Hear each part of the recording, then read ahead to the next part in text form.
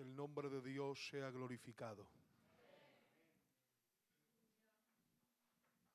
A Dios millones de gracias por la gran oportunidad que el Señor nos regala de poder estar en medio de todos ustedes y juntos compartir este extraordinario culto para nuestro Dios. Dar muchísimas gracias al pastor, a mi hermano y mi amigo Emilio, a todos los siervos, a Samuel, a todos los hermanos, a todos los ancianos, a todas las personas que han hecho posible que yo pueda estar aquí en esta tarde. Me siento feliz de poder estar aquí y de poder conocer la iglesia de Vergel de Vida. No tenía el privilegio de conocerles, pero doy gracias a Dios por este honor que se me concede de poder estar aquí, compartir un culto y poder conocer esta preciosa iglesia. La verdad, hermanos, que con Emilio nos une una amistad de hace muchísimos años. Yo sé que ustedes le valoran y le quieren, pero Emilio es una bendición de Dios para España entera. Es un regalo de Dios para nosotros, hermanos. Valladolid le ama mucho, y le ama mucho porque también amamos mucho a su casa. Me alegraba mucho de ver a la tía, a su mamá, muchos recuerdos, muchos cultos preciosos en mi iglesia, porque gracias a Dios tuvimos el placer de tenerles muchas veces en mi iglesia de Huerta del Rey, y era un disfrute y una gran bendición del Señor, y me alegra mucho de verla, a esta anciana del Señor bendecida, de ver a nuestro hermano y mi amigo Juan Ramón, también muchos cultos preciosos y extraordinarios, y me alegro de estar aquí. Amén, gloria al Señor. La verdad que el pastor me comunicaba y me decía, Emilio va a llevar la primera parte. Digo, hombre, eso no se hace. Eso no se hace. Y bueno, espero en esta tarde hacerles bien. No he venido con otra pretensión, créanselo. He venido con el deseo de que ustedes sean bendecidos, edificados, y cómo no, que ante todo y sobre todo el nombre de Dios sea glorificado. Pues es de lo que se trata, ¿verdad? Que con todo lo que podamos realizar, emprender o efectuar, siempre su nombre sea puesto en lo más alto. Si puedes acompañarme con una melodía, a mí no me importa, ¿vale? Bueno, pues en esta tarde quisiera hacer, sin más demora, lectura de la palabra del Señor, en el libro de Lucas, capítulo 9, verso 28. Es un relato bíblico precioso y extraordinario, con mucha riqueza, hermanos. Dice la palabra del Señor, aconteció como 8 días después de estas palabras que tomó a Pedro, a Juan y a Jacobo y subió al monte a orar.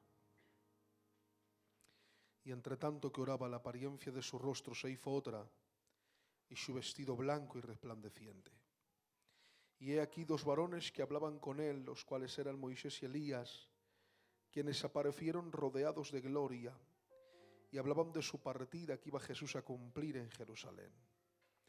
Y Pedro y los que estaban con él estaban rendidos de sueño, mas permaneciendo despiertos, vieron la gloria de Jesús y a los 2 varones que estaban con él. Y sucedió que apartándose ellos de él, Pedro dijo a Jesús, Maestro, bueno es para nosotros que estemos aquí. Y hagamos 3 enramadas, una para ti, una para Moisés y una para Elías. Noten, no sabiendo lo que decía. Mientras él decía esto, vino una nube que los cubrió y tuvieron temor al entrar en la nube. Y vino una voz que desde la nube decía, este es mi Hijo amado, a él oíd. Que Dios bendiga esta porción de las Sagradas Escrituras en cada uno de nuestros corazones. Me es necesario comenzar diciéndoles que este episodio bíblico se encuentra registrado en los 3 evangelios sinópticos, tanto el Mateo como el Marcos como el Lucas. Lo que sí es cierto que Lucas nos concede unos detalles personales que el resto de los evangelistas no nos informa. Si ustedes van al capítulo 17 del libro de Mateo, Mateo nos presenta este hecho como algo espontáneo, como algo esporádico, como algo que sucedió de repente. Jesús toma a 3 de sus discípulos, sube al monte y se transfigura. Así lo presenta Mateo. Lucas no. Lucas nos dice, entre tanto que él oraba, la apariencia de su rostro se hizo otra. ¿Por qué? Porque a Lucas le encanta mostrarnos a un Cristo que ora. Tanto es así que a lo largo de su libro hace 11 referencias a Cristo orando.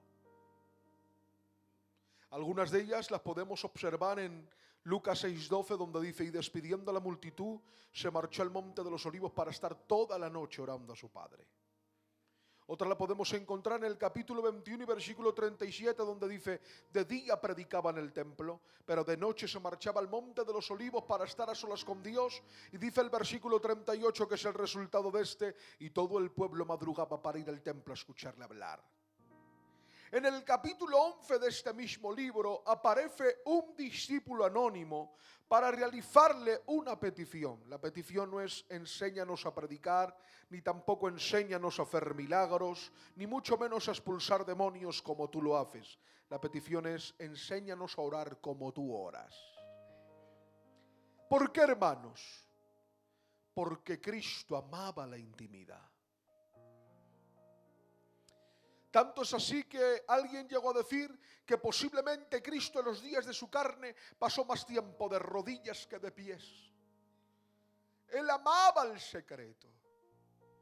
Y eso que Jesús era la persona más ocupada, porque nosotros a veces ponemos como pretexto que tenemos muchas ocupaciones. Si había alguien ocupado en el planeta terrestre era Jesús. Él se dedicaba todo el día a predicar, a enseñar, a hacer milagros, a hacer muchos bienes a la gente. Sin embargo, a pesar de que él era el último en acostarse debido a su actividad pública, era el primero en madrugar para pasar tiempo a solas con Dios. Dice la Biblia en el libro de Marcos, en el capítulo 1 y versículo 35, y levantándose muy de mañana, cuando aún era muy oscuro, se marchó a un lugar desierto y allí él oraba. Y digo yo, hermanos, si Cristo oraba, ¿quién somos nosotros para no hacerlo? Creo, hermanos, que necesitamos un retorno a la oración, un retorno a la intimidad, un retorno al secreto. Porque, ¿saben? Hemos cometido un grave error. Hemos hecho de la oración un recurso. Solo oramos cuando pasamos por fatigas, solo oramos cuando pasamos por malos momentos, solo oramos cuando nos encontramos con trágicas noticias. Y alguien dirá, y bueno, ¿eso es malo, hermano Emilio? No, no es malo. Porque la Biblia dice que el que esté triste haga oración. Por medio de la oración obtenemos descanso, consuelo, ayuda y nuevas fuerzas. Pero la oración no ha sido diseñada para ser un recurso en el creyente. La oración para nosotros debe de ser un hábito de vida. La Biblia dice en el libro de Romanos, en el capítulo 12 y versículo 12, gozosos en la esperanza, sufridos en la tribulación, constantes en la oración. Dice la palabra en Primera de Tesalonicenses capítulo 5, versículo 16, orar sin cesar. El propio Cristo en el capítulo 18 del libro de Lucas compuso una parábola para enseñarnos la necesidad de orar sin desmayar, para no desmayar por falta de oración. Por lo tanto, es muy importante, hermanos, que procuremos pasar tiempo a solas con Dios. Ya saben ustedes que Daniel fue informado de que el rey había levantado un edicto. El edicto consistía en que en el periodo de 30 días nadie podía invocar el nombre de su Dios. Quien lo hiciera sería arrojado al foso de los leones. Daniel se ha enterado y ha abierto sus ventanas que miraban a Jerusalén y se ha puesto de rodillas como él solía hacer 3 veces al día y ha comenzado a invocar el nombre de su Dios. Yo cuando observo esto le dijo, Daniel, Estás cometiendo una grave locura. Es que no te estás dando cuenta que te están dando a elegir entre tu propia vida y la oración. Deja que pase el periodo de 30 días y luego oras. ¿Qué más da? Si tampoco es mucho 30 días sin orar. Para nosotros no sería mucho. Para Daniel lo era todo. Tanto es así que ante una elección tan importante, Daniel no eligió su vida, Daniel eligió la oración. Y yo le pregunté, ¿por qué, Daniel? Y él me respondió de esta forma: porque, Emilio, prefiero morir orando que vivir sin poder orar, porque sin oración no hay vida. Por eso tenemos en nuestras congregaciones a gente tan apática, tan indiferente, tan pasiva, tan inerte, tan indolente, por la falta de oración y de secreto. Pero yo te recomiendo, si deseas que la vida de Dios fluya por tu interior, pasa más tiempo a solas con Él. Es más, tengo que darles una mala noticia en esta tarde, y es que hay una escuela que está a punto de cerrarse. Es la escuela de la intimidad. Se está quedando sin alumnos. Ya nadie la frecuenta. Todos están pasando a la escuela de la fama, del protagonismo, del reconocimiento, de los aplausos. Sin embargo, yo no sé cómo funcionará por aquí, pero por allí, por Valladolid, cuando hay un colegio público que está a punto de cerrarse, siempre el director de la escuela pone a un muchacho en la puerta del colegio con nuevas solicitudes para que si alguien pasa y se quiere apuntar voluntariamente, libremente, lo pueda hacer. Tengo que darles una buena noticia en esta tarde. El director de la escuela de la intimidad ha enviado hoy aquí a este muchacho con nuevas solicitudes para ver quién de nuevo se quiere apuntar a la escuela de la intimidad.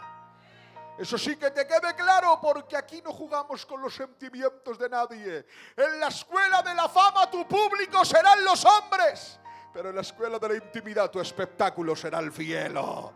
Y digo yo, ¿de qué sirve ser archiconocido aquí si en el cielo soy un puro extraño? Prefiero que aquí nadie me aplauda, que aquí nadie me reconozca, que aquí nadie me considere, pero que en el cielo habitualmente se escuche mi nombre, porque sea Dios quien lo pronuncie.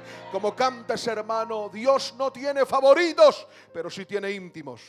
Y yo quiero ser de esos íntimos que pasen tiempo a solas con Dios. Aleluya. Está orando y se ha transfigurado. Impresionante. Sus vestidos blancos resplandecientes. Su rostro brilla tanto como el sol cuando sale en toda su fuerza. Qué cosas, hermanos. Yo cuando oro se revelan mis pecados. Cuando oro se revelan mis imperfecciones. Cuando oro se revelan mis errores. Cuando oro se revelan mis tinieblas. Cristo no. Cristo cuando ora se revela la gloria que lleva por dentro. Porque, hermanos, cada uno da lo que tiene. Yo ofrezco tinieblas, Cristo también da lo que tiene. Ofrece la gloria del Padre. Por un instante, por unos momentos, le ha placido correr el velo de su humanidad y mostrar lo que lleva por dentro. Los que están allí se quedan atónitos, asombrados, porque están acostumbrados a verle que está cansado y se sienta en un pozo. Están habituados a verle que tiene hambre y pide un poco de pan, tiene sed y pide un poco de agua. Están acostumbrados a verle que está tan exhausto que se queda dormido en una barca y ni tan siquiera una tormenta le despierta. A lo que no están acostumbrados es a lo que están viendo aquel día. Están viendo que el que come, el que duerme, el que camina con ellos, no es un hombre que se ha hecho Dios, es Dios que se ha hecho hombre. Porque, hermanos, hay a quien le cambias de posición y deja de ser quien es, pero Él no. Él era el mismo en el trono y era el mismo en el pesebre. Seguía siendo Rey de reyes y Señor de todos señores. Él era el hombre perfecto para Dios y el Dios perfecto para los hombres. Hay una doctrina falsa por ahí que dice, digo falsa y digo satánica, porque la Biblia dice que todo aquel que confiesa que Jesucristo no ha venido en carne, este tiene el espíritu del anticristo. Hay una doctrina que dice que Jesucristo no es Dios, pero aquí hay una iglesia que lo tiene muy claro y que como columna y baluarte de la verdad defendemos la doctrina de la palabra, y nosotros proclamamos a pies juntos que nuestro Señor, que Jesucristo es Dios. Aleluya. Si el Padre es Dios, y si el Espíritu Santo no es algo, sino que es alguien, no es una fuerza activa, sino que es Dios, Jesucristo no es menos. Jesucristo es Dios, coigual, coeterno y consustancial con el Padre y con el Espíritu Santo, compartiendo la misma naturaleza, el mismo carácter, los mismos atributos y la misma personalidad. Por eso yo en esta tarde voy a decir algo, y acompáñeme libremente el que quiera. Si el Padre se merece gloria y si el Espíritu Santo se merece gloria, Jesucristo no es menos. A Él sea la gloria, a Él sea la honra, a Él sea el imperio, y para Él este aplauso de una iglesia que le ama.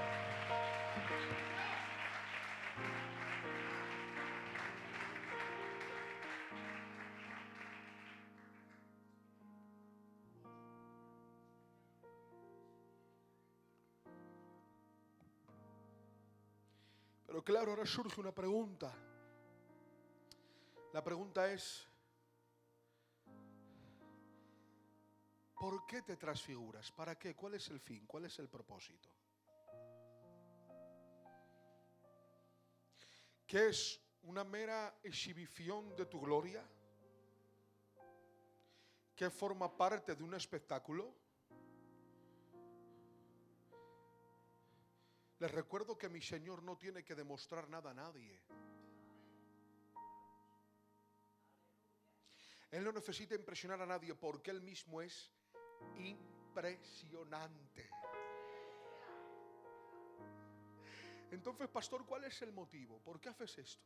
Muy sencillo, porque 8 días antes Cristo les ha hablado de sus padecimientos, les ha hablado de su dolor, les ha hablado de la agonía que se avecina, les ha hablado que tiene que ser entregado en manos de pecadores para dar su vida. Y claro, solo su gloria te prepara para el sufrimiento. Jesús quería que cuando llegara a estos momentos, sus discípulos no se sintieran decepcionados con Él, y por eso les muestra su gloria. Y es que no hay nada que nos capacite más para el dolor y para el sufrimiento que poder contemplar su hermosa gloria. Ahora entiendo, Esteban, por qué ha sido capaz de soportar las piedras. Claro, normal. Porque ha visto los cielos abiertos y al Hijo del Hombre puesto de pies. Y hermanos, cuando uno ve su gloria, las piedras duelen menos. No digo que no duelan, pero duelen mucho menos. Por eso ahora entiendo por qué Moisés fue capaz de renunciar al trono, de renunciar a ser el segundo después de Faraón, de renunciar al prestigio, a la fama, a las comodidades que implicaba palacio para sufrir vituperios con el pueblo. Ahora lo entiendo, porque la Biblia dice que se mantuvo como viendo al invisible.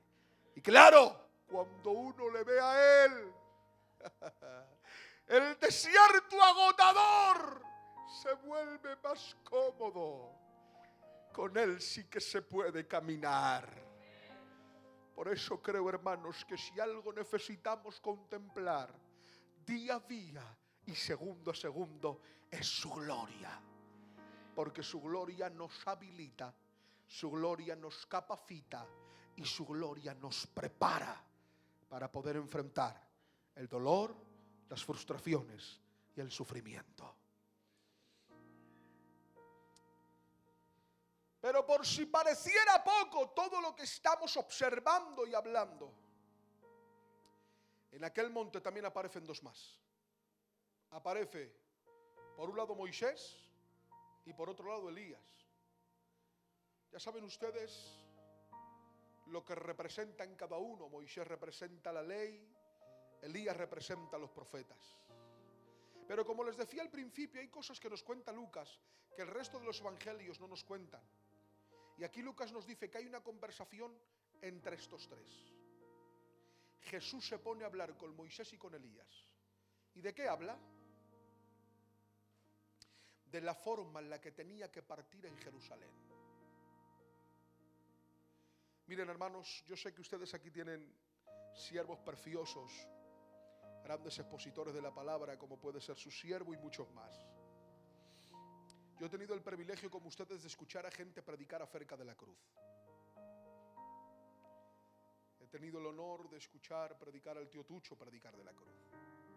¿De qué forma lo describe? Al Miguelín, con esa ternura que les caracteriza. Allí le escuchábamos muy de cerca al tío Pelele predicar de la cruz en un punto y aparte de cómo él expresaba esa forma de la cruz.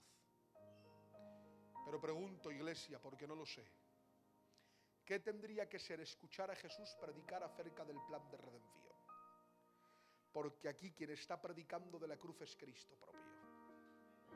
Cristo hablando de la cruz. Cristo hablando del plan de redención. Esto es impresionante. Toca un pelín más alto, por favor. Y yo, déjenme que me imagine cómo fue el mensaje. Yo me imagino que se volvería a Moisés y le diría: Moisés, ¿te acuerdas del tabernáculo? Moisés, ¿te acuerdas de la vara de Aarón? Moisés, ¿te acuerdas de los panes de la proposición? Moisés, ¿recuerdas el candelero?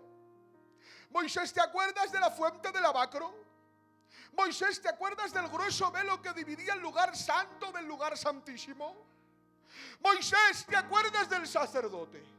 Moisés, ¿recuerdas el cordero? Y Moisés diría: sí, me acuerdo de todo eso. Y ahora Jesús le diría: pues bueno, Moisés, todo eso era sombra de lo que había de venir. Todo eso soy yo, Moisés. Yo soy el tabernáculo, no hecho de manos de hombre. Soy el tabernáculo que ha descendido del cielo. Moisés, yo no soy la vara de Aarón, yo soy el vástago que nace de la casa de Isaí. Moisés, yo no soy los panes de la proposición, yo soy el pan de vida, y el que de mí comiere, este será saciado. Moisés, yo soy como el candelero, contri más me golpeen, más luz voy a arrojar a todas las naciones. Moisés, yo no soy la fuente del lavacro que solo lava el cuerpo, yo soy la fuente de vida que purifico el alma, la conciencia y el espíritu. Moisés, yo no soy el grueso velo, mi cuerpo será el velo que será rasgado para que se abra un camino nuevo y vivo al Padre. Moisés, yo no soy un sacerdote cualquiera, yo soy el sacerdote, pero también soy el cordero, porque yo no ofrezco sangre ajena, yo ofrezco mi propia sangre. Escrito está en el libro de Isaías, capítulo 53, versículo 6: angustiado y el afligido no abrió su boca, como cordero fue llevado al matadero, y como oveja en medio de sus trasquiladores, el mudeció no abrió su boca. Escrito está en Primera de Pedro, en el capítulo 1, versículo 18: porque no habéis sido rescatados de vuestra vana manera de vivir con cosas corruptibles como oro, plata o piedras preciosas, sino con la sangre de un cordero, el cual se ofreció sin mancha a Dios,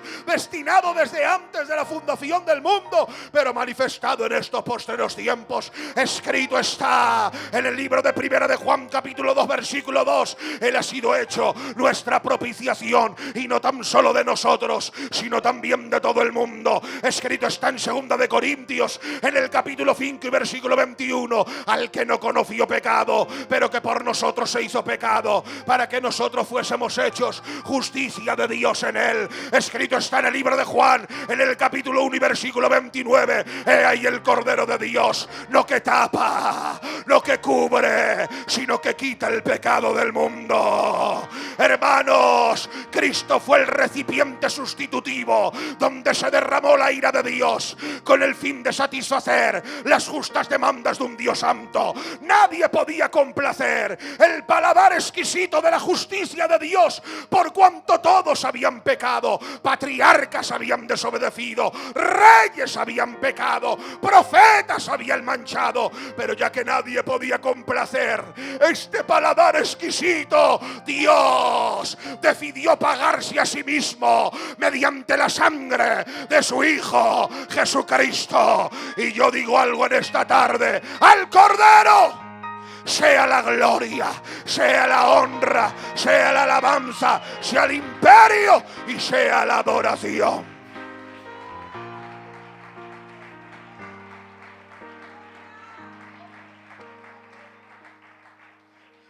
Pero es que ahora se gira y le dice: Elías, ¿te acuerdas de lo que está escrito? Y la Virgen concebirá y dará a luz un niño, y se llamará su nombre Manuel, que quiera decir Dios con nosotros. Elías, ¿te acuerdas de lo que estaba escrito? Y tú, Belén de Éfrata, no serás la más pequeña entre las naciones, porque de ti me saldrá un guiador, que sus salidas son desde la eternidad y hasta la eternidad. Elías, ¿te acuerdas de lo que estaba escrito? Un niño nos es nacido, hijo nos es dado, el principado sobre su hombro se llamará admirable, consejero fiel, Dios fuerte, Padre eterno, príncipe de paz. Lo dilatado de su imperio y su pan no tendrá fin. Será como refugio contra el turbión, como abrigo contra la tormenta, como arroyos de agua en tierra de sequedad y como sombra de gran peñasco en tierra calurosa.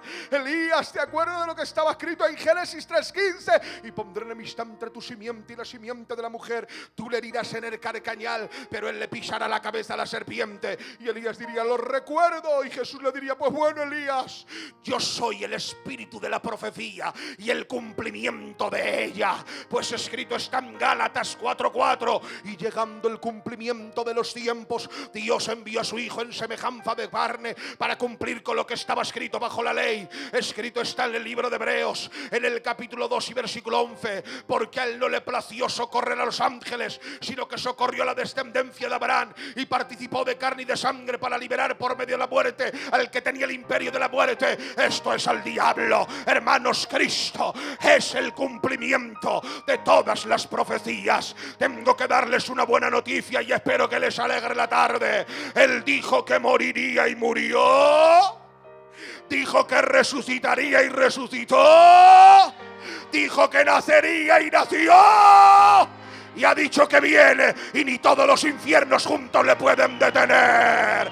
¡Maranata! ¡Cristo viene pronto!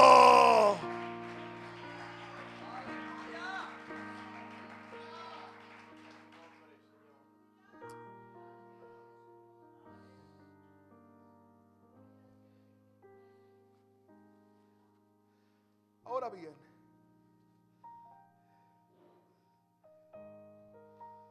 cuando habla de partir, el término que emplea es éxodo, es salida.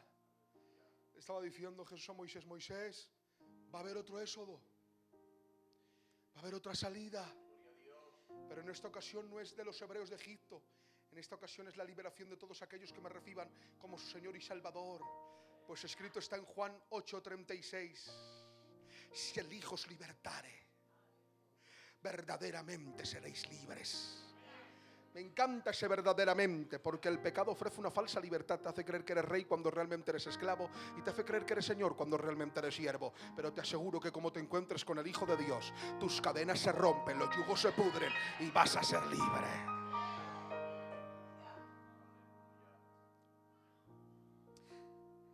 Claro,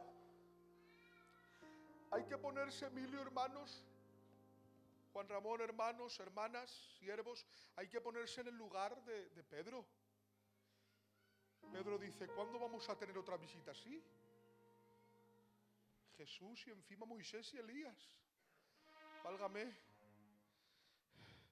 Pues nada, que nadie se le ocurra dar gracias por el culto si estamos gozando. Ay, qué pedazo de visita. Que las agujas del reloj no avancen, que se detengan. Vamos a quedarnos aquí. Mira que tres: Jesús, Moisés y Elías. Señor, yo propongo algo. Y es hacer tres enramadas. Una para ti, está claro. Está claro, una para ti. Pero otra para Moisés. Y si no te importa, también otra para Elías. Y dice la Biblia: y esto lo decía sin saber lo que hablaba.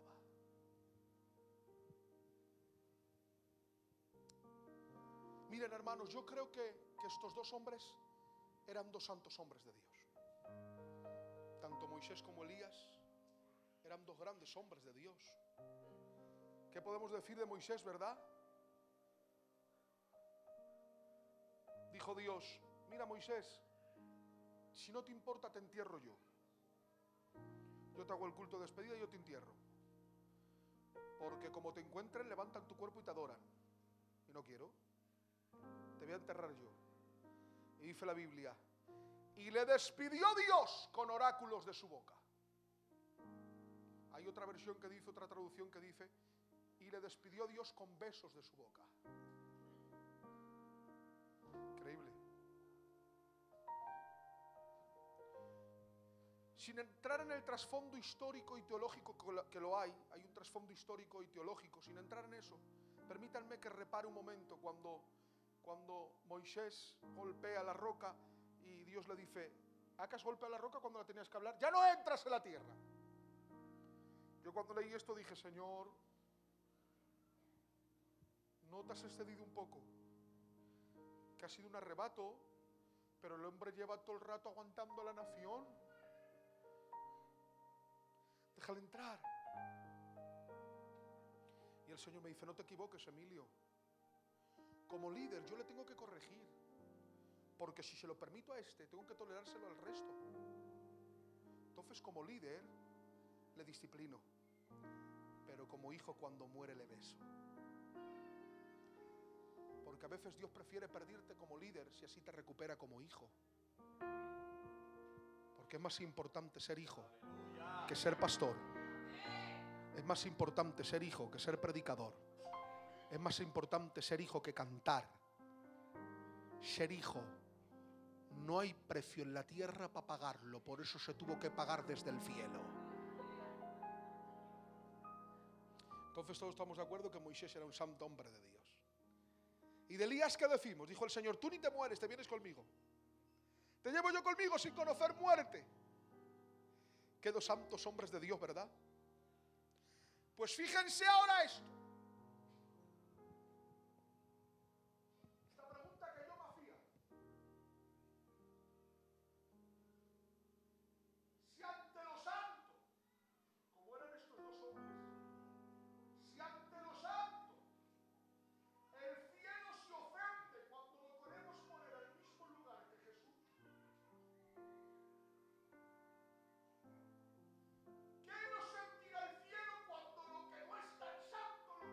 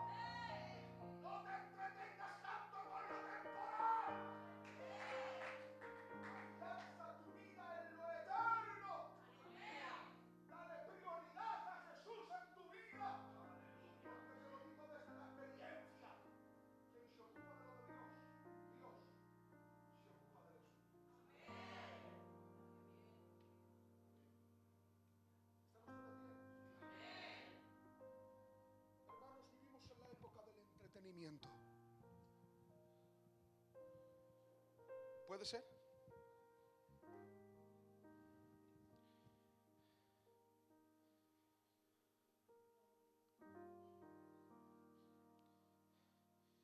Las redes sociales nos tienen muy ocupados.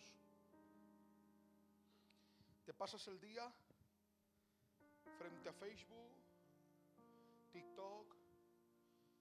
No, pero la que tenemos, hermano, no te confundas. Yo todo lo que veo es de Dios. Sí, somos todos muy espirituales. Sí, todo lo que vemos es de Dios. Tenemos un nivel terrible. La realidad es que sabes todo de todo el mundo menos de Dios.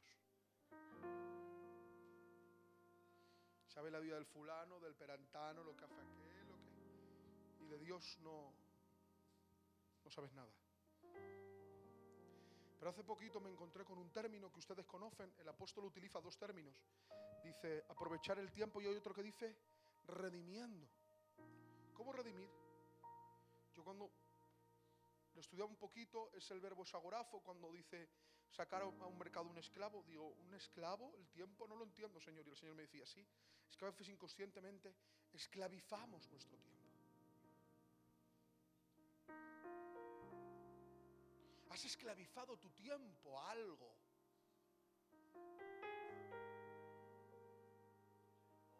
Y no eres libre. En ese tiempo no eres libre para buscar y para adorar. Pero hoy yo te invito en el nombre de Jesucristo a que liberes tu tiempo de todo aquello que a Dios no le glorifica, o que dejes de perderlo y lo inviertas, porque el tiempo en Dios no se pierde, se invierte. Yo soy de los que pienso que un día sin buscar a Dios es un día perdido.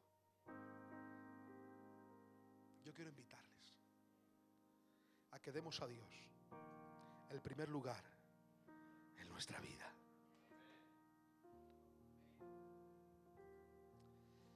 Claro, ante lo sucedido el cielo se pronuncia. Cuando tratan de poner a Jesús al mismo nivel que los dos, el Padre tiene que hablar.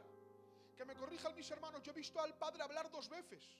Una es en el bautismo, porque claro, el bautismo de Juan era para arrepentimiento de los pecados, y como Cristo está en la cola de los pecadores, para que no le confundan por uno de ellos, que este no es un pecador sino es el Redentor, el Padre se pronuncia y dice, cuidado, este es mi hijo amado en el que tengo mi complacencia. Y ahora aquí cuando le tratan de rebajar a la altura de los demás, dice el Padre, este es mi hijo. Pero miren, me encantó cuando lo estudié un poquito. Este es mi hijo significa el que para serlo no ha necesitado ser transformado. Porque nosotros para ser hijos hemos tenido que ser transformados.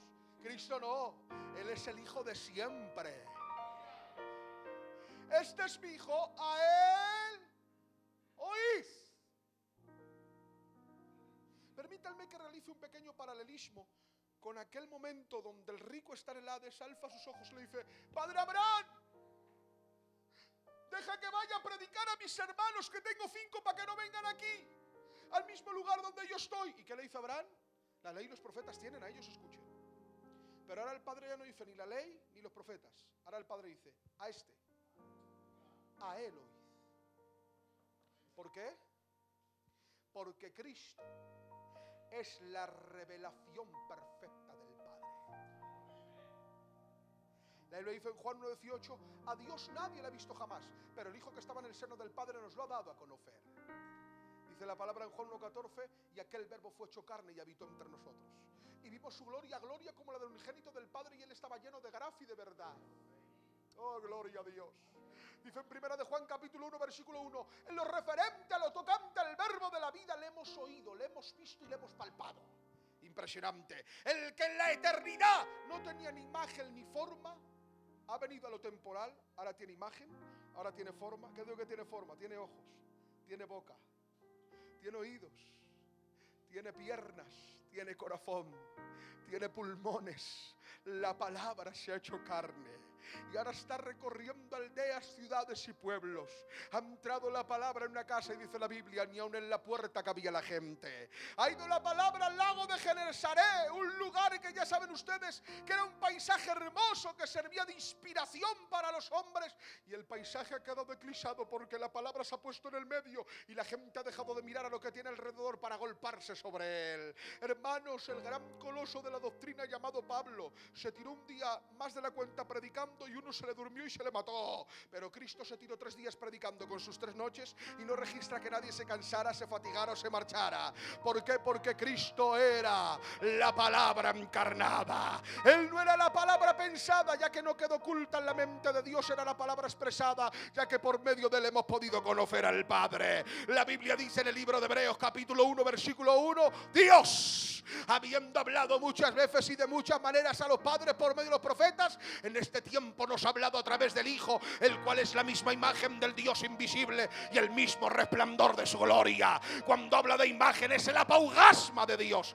Eso quiere decir poder mirar a la luz del sol sin que la retina de los ojos sea dañada. Los hombres podían mirar a Cristo y ver al propio Dios y no quedaban dañados, al revés, quedaban salvados, quedaban restaurados, quedaban liberados. ¿Por qué? Porque Cristo es la palabra hecha carne.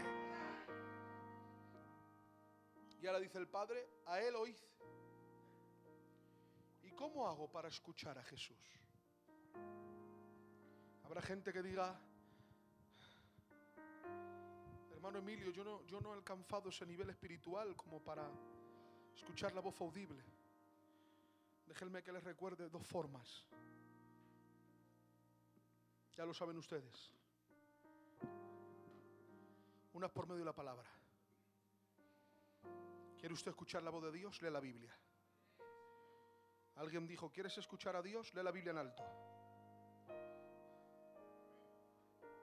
¿Por qué? Porque este libro no es uno más. Dice en 2 de Timoteo 3:16 que toda la escritura es inspirada por Dios. Ya saben ustedes que el término que emplea es como cuando Dios sopló en el muñeco y fue un ser viviente. Así Dios ha soplado su aliento sobre este libro y cada sílaba, punto y letra contiene el aliento del Omnipotente. Por eso cuando se predica tiene el poder de crear vida, tiene la capacidad de generar cambios, puede edificar el carácter, imparte esperanza, levanta el caído, pone en fuga a los ejércitos extraños. Eso solo puede hacer la palabra de Dios. Por eso yo le invito a que si quiere escuchar la voz de Dios, lea más habitualmente la Biblia. Ya vale de que solo lean la Biblia los que se quieren levantar para candidatos, que eso es un mito ya. Eso es parte del pasado. Todos como creyentes tenemos que leer la palabra. Alguien dijo, lee la Biblia para ser sabio, créela para ser salvo y practícala para ser santo. Es muy importante que pasemos tiempo con la palabra de Dios. Y otra segunda opción, y para esto también se necesita ser espiritual, es oír la voz de Dios a través de los siervos que pasan por aquí.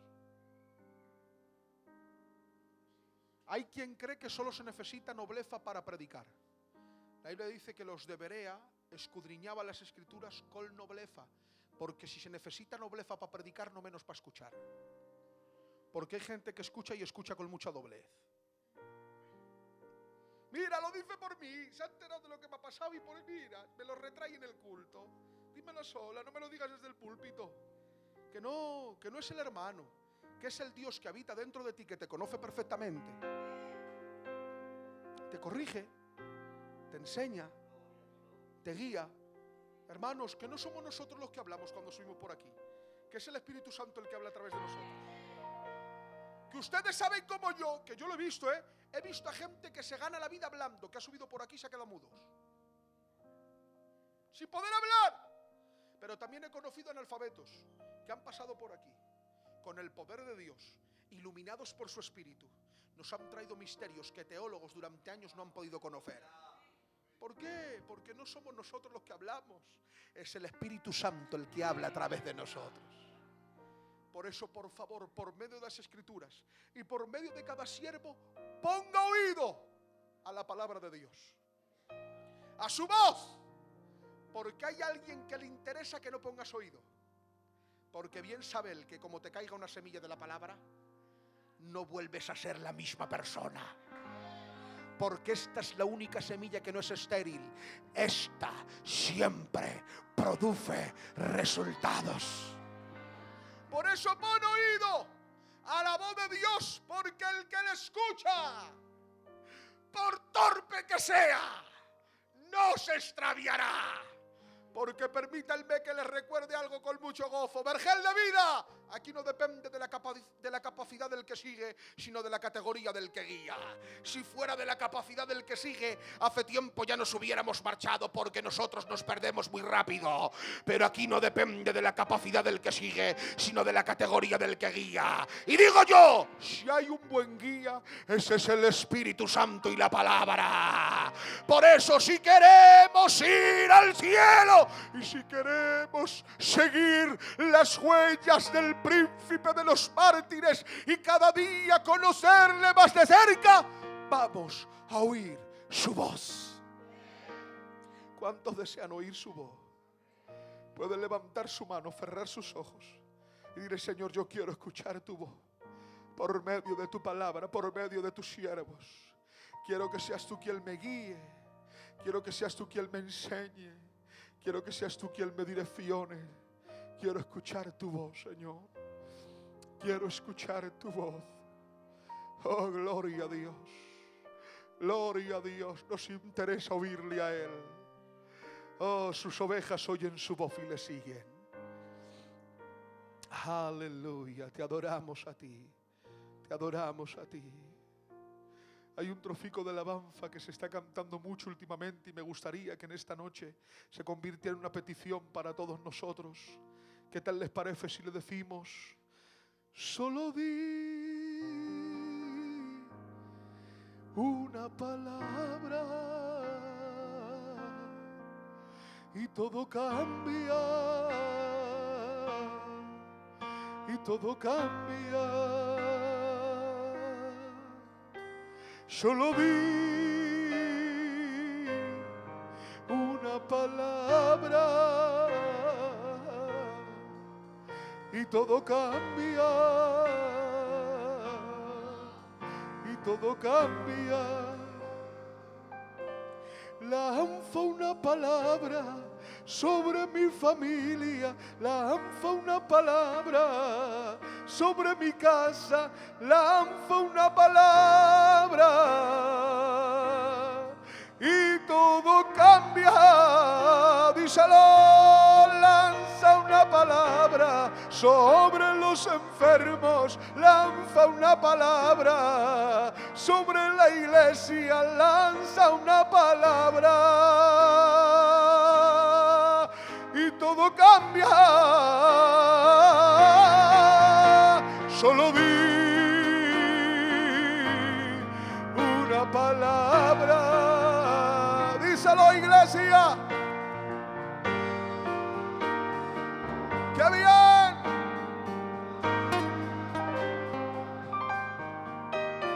Solo di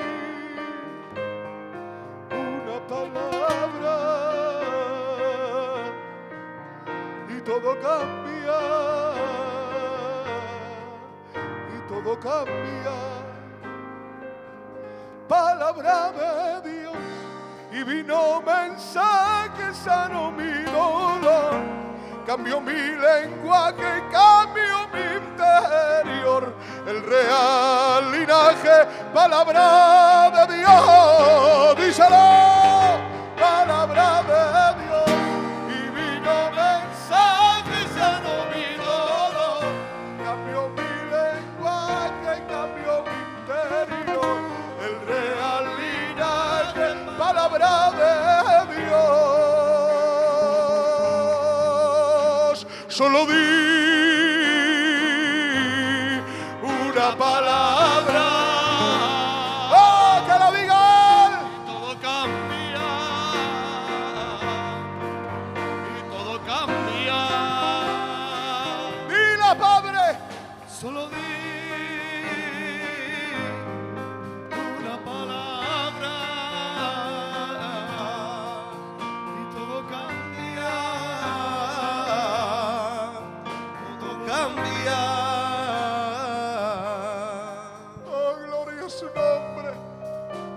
Si fue un centurión y se atrevió a decirle, dile la palabra. Porque hoy su iglesia no nos vamos a atrever a creerle a Él y a decirle, di la palabra. Sabemos que tu palabra tiene vida en sí misma. Lanza la palabra, Señor, sobre nuestros hogares, sobre nuestras casas, sobre nuestras vidas, sobre los enfermos. Solo di una palabra, todo cambia, todo cambia. Solo di una palabra, todo cambia, todo cambia. Rehusó los aplausos, rehusó vanagloria y el reconocimiento que el hombre puede dar. Papá,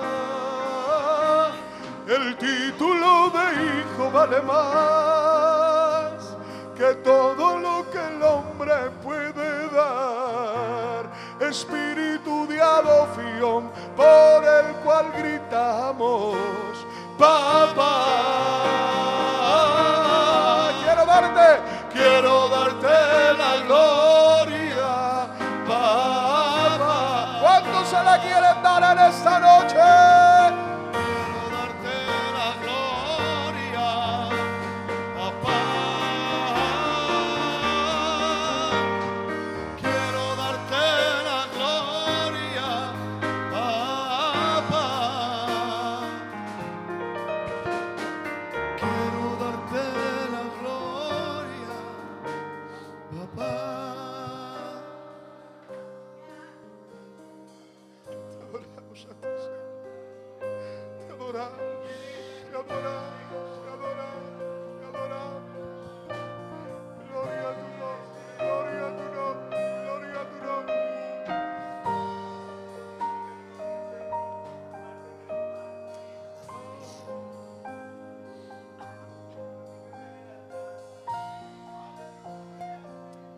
Te adoramos a ti.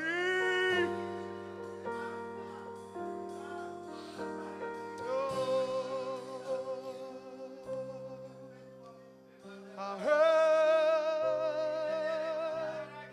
al Santo, 3 veces santo, solo a Él la gloria, a Él, al Santo, díselo, 3 veces santo, solo a Él.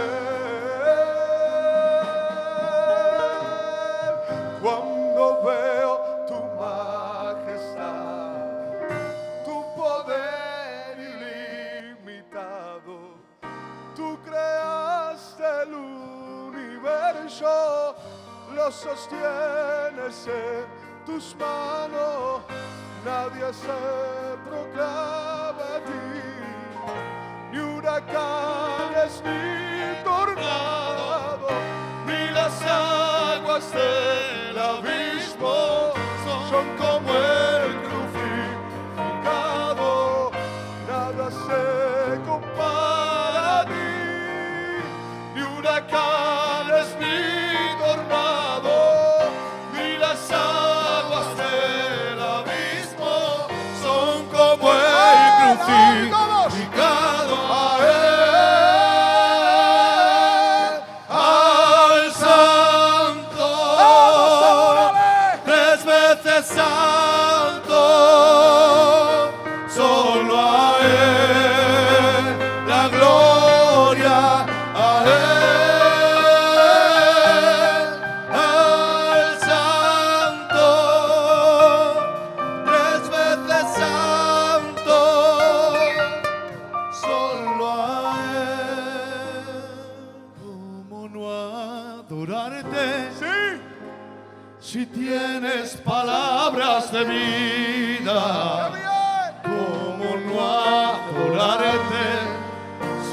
salvaste cuando no lo merecía. Y cómo no adorarte si tienes palabras de vida. Cómo no adorarte si me salvaste cuando no lo merecía. Yo no lo merecía. Yo no lo merecía. Te diste en esa cruz para salvarme la vida. Yo no lo merecía. Yo no lo merecía. Te diste en esa cruz para salvarme la vida.